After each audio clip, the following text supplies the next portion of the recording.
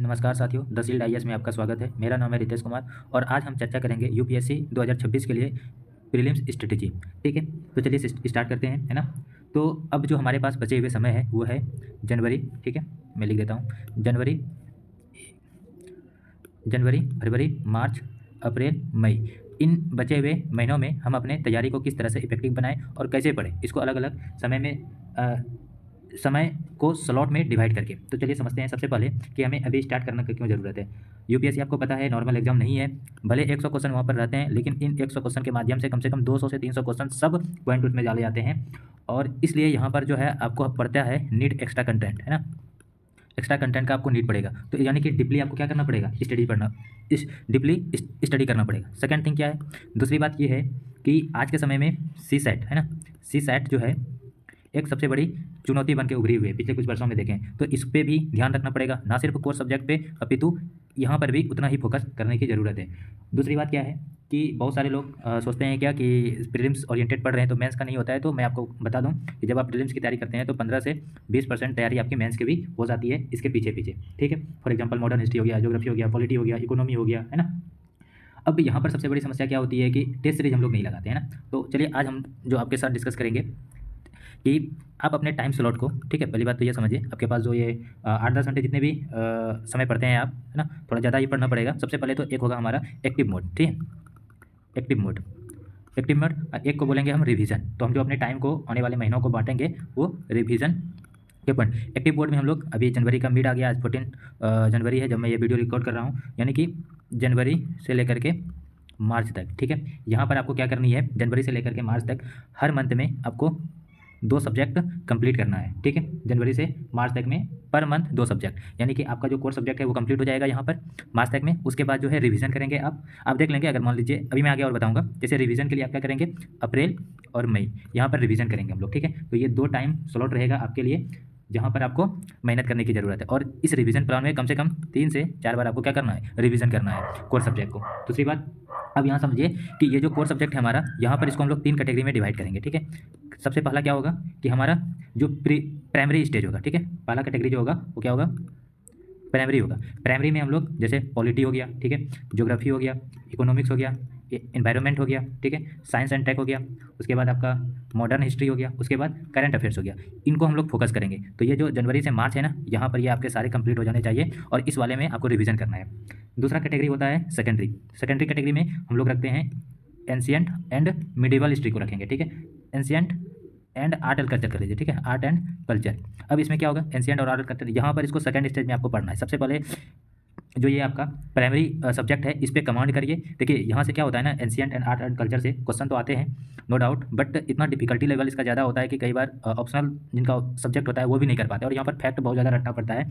तो इससे बेटर है कि इनको भी ध्यान दें, बट इनके साथ साथ आप ध्यान रखें कि अगर आपका ये प्राइमरी स्टेज का अगर सब्जेक्ट मजबूत है, स्ट्रांग है, तभी आप यहाँ पर आए, अन्यथा आप इसी के ऊपर क्या करें, मेहनत करें और इसको मजबूत करें। सेकेंडरी में हम लोग रखते हैं मेडिवल। थर्ड कंडीशन में देखें तो मेडिवल, अगर आप जब ये कंप्लीट हो जाए फिर इस कंडीशन में आएँ और यहाँ से फिर यहाँ मूव करें अगर ये कंप्लीट हो जाए तो, अन्यथा इन दोनों को थोड़ा कम ध्यान दे करके यहाँ पर मेहनत करें। ठीक है, तो ये है आपको कैटेगरी जहाँ पर आपको ध्यान देना है। अब देखिए हम लोग क्या करेंगे यहीं पर कि जो आपका ये डेली, ठीक है, डेली में आप कैसे स्टडी करेंगे, जैसे 2 से लेकर के 2.5 आवर, ठीक है, पर डे मॉर्निंग का स्लॉट बनाइए।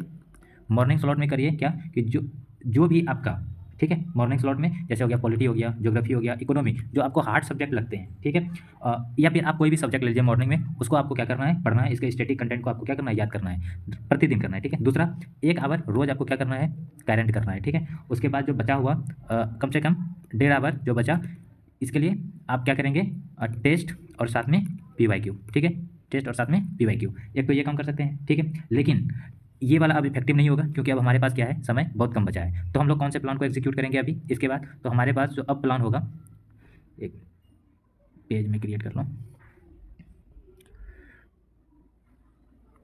ठीक है, तो हम जो करेंगे क्या करेंगे, एक्टिव मोड में जनवरी टू मार्च में क्या करेंगे, सबसे पहला कि डेली, ठीक है, प्रतिदिन 5 आवर हम लोग क्या करेंगे, स्टैटिक्स को देंगे। स्टैटिक्स को देंगे और इसमें 2 सब्जेक्ट को कवर करेंगे। एक तो जो आपका वीक है, ठीक है, वीक वाले सब्जेक्ट को, वीक आप साथ में वो क्या हो, इंपॉर्टेंट भी हो, उसके लिए आप क्या करेंगे, मॉर्निंग वाला स्लॉट में, मॉर्निंग स्लॉट में क्या करिए, इस पर प्रतिदिन 3 घंटा दीजिए, ठीक है। उसके बाद जो है आफ्टरनून्स का स्लॉट बनाइए और आफ्टरनून में आपका जो स्ट्रॉन्ग सब्जेक्ट है उसको और जो इंपॉर्टेंट है, ठीक है, उसको आप क्या करिए 2 घंटा दीजिए और ये डेली करना है, ठीक है, ताकि आपका जो जनवरी से मार्च तक में सारे कोर्स सब्जेक्ट क्या हो जाए, कंप्लीट हो जाए, ancient history, art and culture and साथ में मेडिवल हिस्ट्री को छोड़ करके। और वो मैंने कंडीशन बता दिया है, जब आपका कोर्स सब्जेक्ट स्ट्रॉन्ग हो जाए तभी आपको वहाँ पर मूव करना है, जो मैंने आपको प्राइमरी स्टेज का सब्जेक्ट को बताया था।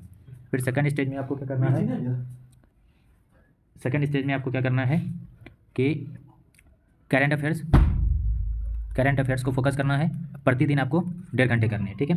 और थर्ड स्टेप में आपको 1.5 घंटा प्रतिदिन क्या करना है, PYQ और साथ में इसका एनालिसिस करना है, ठीक है, और साथ में इसमें टेस्ट। अब टेस्ट में कम से कम आप क्या करिए, ऐसे कर सकते हैं जैसे अल्टरनेट टेस्ट, आप डेली 50 MCQ सॉल्व कर लीजिए और एक दिन PYQ अल्टरनेट 50 PYQ अल्टरनेट आप कर सकते हैं, एक दिन टेस्ट का 50 क्वेश्चन करिए और एक दिन PYQ 50 क्वेश्चन करिए, उसका एनालिसिस करिए, ठीक है। तो ये रहेगा। उसके बाद जो अब हमारे पास समय बचेगा वो मार्च के बाद अप्रैल मई, है ना, उसमें हम लोग क्या करेंगे, रिवीजन करेंगे। और रिवीजन कितना, 3 से 4 बार कम से कम आपको क्या करना पड़ेगा, रिवीजन करना पड़ेगा। क्लियर। तो ये सारी चीज़ें आपको करना पड़ेगा और इससे आप अपने एग्जाम को इफेक्टिव बना सकते हैं। अब जैसे मैंने कहा यहाँ पर PYQ, तो PYQ अगर आप डेली करते हैं इससे क्या होगा, यूपीएससी के लैंग्वेज को समझ पाएंगे, यूपीएससी के डेप्थ को समझ पाएंगे और किस सेक्शन से क्वेश्चन पूछेगा इस चीज़ का आप अनुमान भी लगा पाएंगे, ठीक है। दूसरी बात क्या रहा कि करंट अफेयर्स, ठीक है। तो करंट अफेयर्स क्यों, तो करंट अफेयर्स इसलिए पढ़ना चाहिए क्योंकि आप देख रहे हैं कि अभी जो यूपीएससी का एग्जाम है इसमें करंट बेस्ड क्वेश्चन पूछे जा रहे हैं। और क्या करिए, अब रिवीजन में क्या करेंगे, कोर्स सब्जेक्ट NCERT, है ना, टेस्ट सीरीज का नोट्स बनाइए आप और उसको बार बार क्या करिए, रिवाइज करिए। आई होप आपको ये सारी बातें क्लियर होगा और आप इसको अच्छे से एग्जीक्यूट करेंगे अपने स्ट्रेटजी में। इसको मैं लिख करके PDF बना करके ग्रुप में सेंड कर दूंगा। ग्रुप है तहसील डाइजेस्ट के नाम से, ठीक है, और टेलीग्राम चैनल है। फिर CSET के लिए क्या करें, है ना, एक क्वेश्चन ये भी महत्वपूर्ण रहता है क्योंकि काफ़ी सारे एस्पिरेंट अभी देख ही रहे हैं CSET में उसका स्कोर कम होता रहा है या फिर फेल कर जाते हैं ना, इतनी मेहनत करने के बावजूद भी पास नहीं कर पाते हैं क्वालिफाइंग पेपर। तो 2 चीज़ कर सकते हैं, जैसे अब संडे जो हुआ, संडे को आप क्या करिए, फुल लेंथ टेस्ट रखिए, फुल लेंथ टेस्ट लगाइए और दूसरा क्या करिए कि CSET, ठीक है, CSET के ऊपर फोकस करिए, इस पर प्रैक्टिस करिए। ये वाला संडे ये मुझे लगता है इफेक्टिव नहीं होगा, ये उसके लिए इफेक्टिव होगा जिसका CSET ऑलरेडी स्ट्रॉन्ग है, जिन्होंने काफ़ी मेहनत कर चुका है। लेकिन बेटर ये रहेगा कि कम से कम आप डेली 10 क्वेश्चन CSET पे क्या करें, प्रैक्टिस करें। अब इससे क्या होगा कि इससे क्लैरिटी आपका डेवलप होगा, टाइम मैनेजमेंट होगा और साथ में इससे आपका स्पीड भी इंक्रीज होगा। तो पर डे के हिसाब से प्रयास करिए सॉल्व करने के लिए और आई होप इस तरह से अगर आप करते हैं तो आप इस एग्जाम में अच्छा परफॉर्मेंस कर पाएंगे। Thank you so much. इस स्ट्रेटजी को आप अपने मित्रों के साथ साझा भी कर सकते हैं। धन्यवाद। मिलते हैं अगले किसी वीडियो में जो आपके लिए महत्वपूर्ण हो सकता है, उस पर मैं वीडियो बनाऊंगा। धन्यवाद।